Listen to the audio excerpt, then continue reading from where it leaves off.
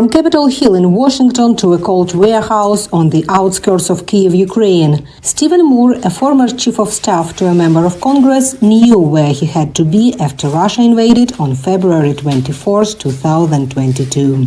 So I hopped on a plane and got to Ukraine on day 5 of the war.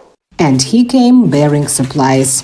I bought like binoculars, walkie-talkies, flashlights of all kinds, and this sort of thing, medical supplies, and I just stuffed them into like 4 really big suitcases. As Moore was trying to get into Ukraine, people were waiting in long lines trying to get out. On his first visit, Moore brought supplies he paid for himself. Later, he eventually created a non-profit in the US and relocated to Kyiv. Moore explains what drove him to do it.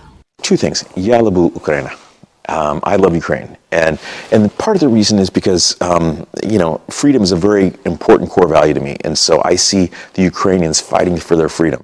Moore informs his former Capitol Hill colleagues about what's really going on in Ukraine. Since September, he's visited about 100 congressional offices. America is living under the illusion that it has the choice of whether or not to participate in wars in Europe and the Middle East. And the choice is not yes or no. The choice is whether we send relatively inexpensive weapons now or whether we send troops, the lives of our sons and daughters, because Putin is not going to stop with Ukraine. Moore isn't moving back to his homeland anytime soon. Neither is Karen Marie Kragland from Denmark, who says Kyiv is her home city now. We met with Kragland right after her Ukrainian lesson. She is fluent in Russian, but after years in Ukraine, she wants to speak its official language. I came here to join the IT industry, and some 6 years ago, I started my own business where I advise companies on organizational transformation and change management. Actually, next week, I have my 17th anniversary here.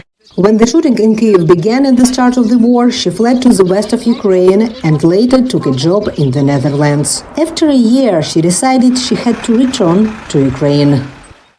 We crossed the border. It was just this immense inner peace to be back on Ukrainian soil. I was like, yes. I feel semi-Ukrainian by now. I can make a difference here. When talking about the conflict, Kragland speaks of our war. She wants to help Ukraine as much as possible. Financially, obviously, is one way of helping. Another way of helping is to advise organizations here. I'm currently working with a very large NGO, working with them on strengthening their organization.